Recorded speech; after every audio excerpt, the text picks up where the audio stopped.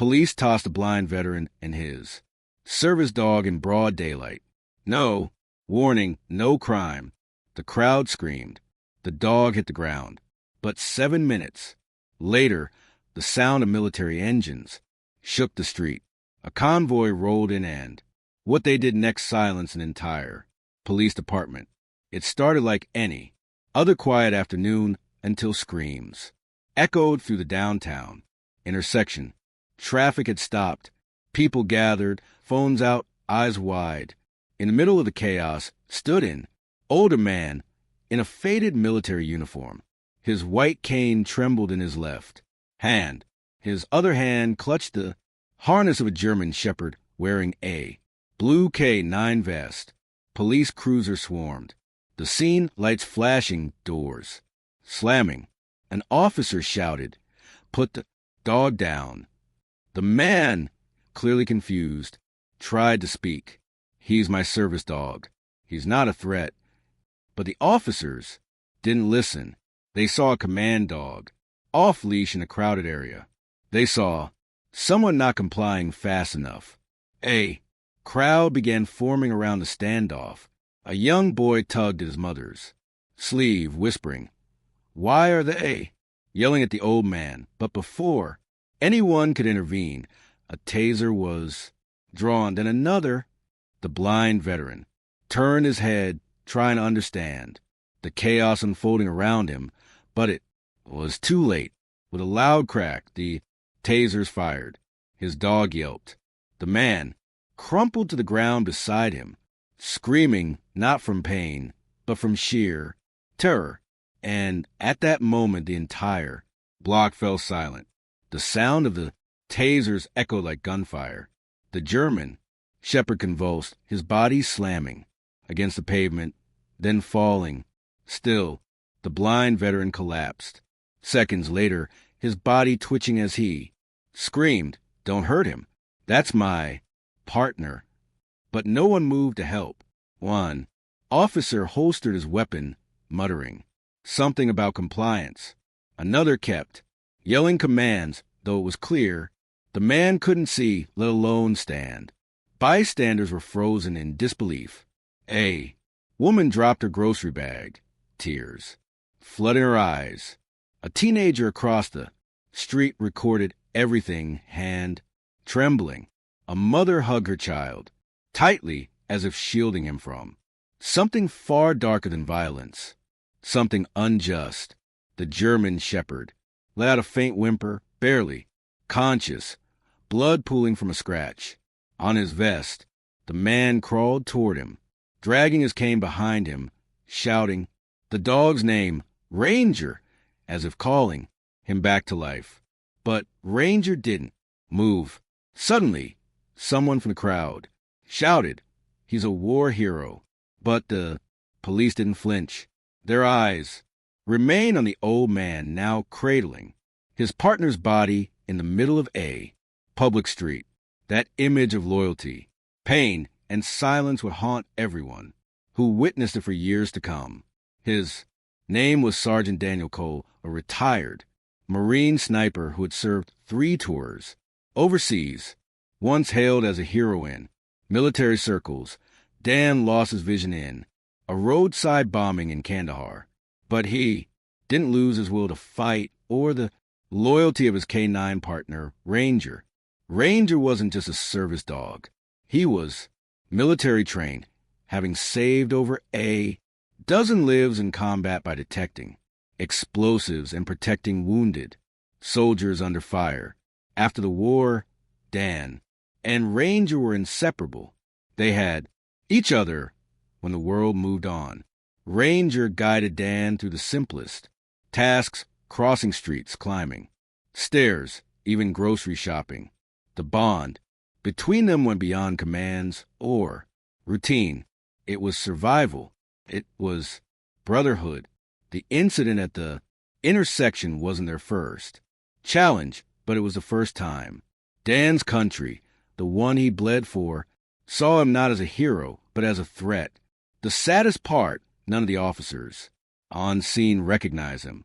No medals, no flags. Just an old man with a cane and a dog lying motionless by his side. What?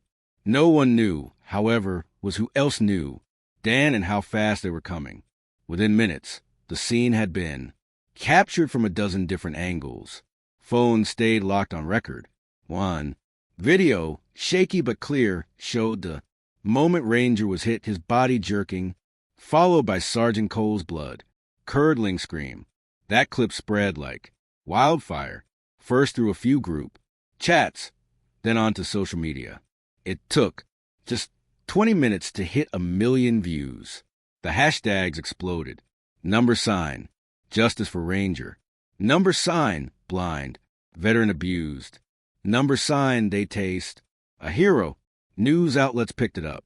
Instantly, local reporters rushed to the scene. Some bystanders gave emotional interviews. One woman sobbed on camera. He served our country, and this is how they treat him.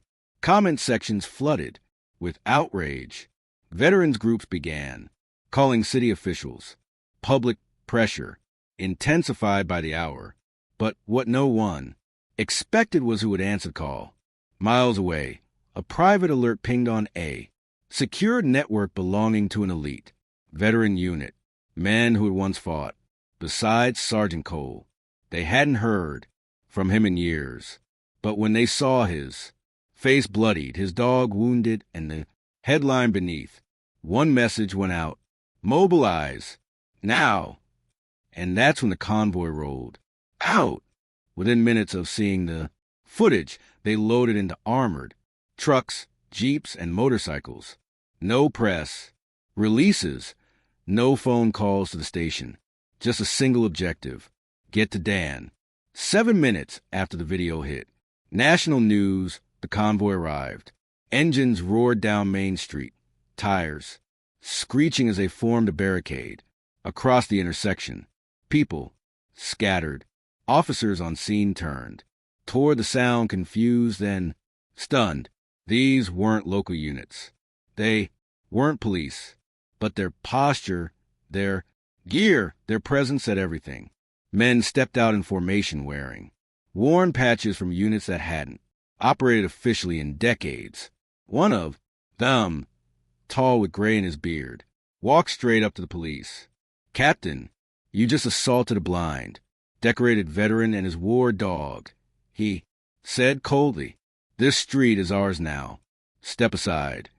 And for the first time that day, the officers didn't move. The air was thick with tension. Civilians backed away, holding their breath. The senior officer, Captain Briggs, stepped forward.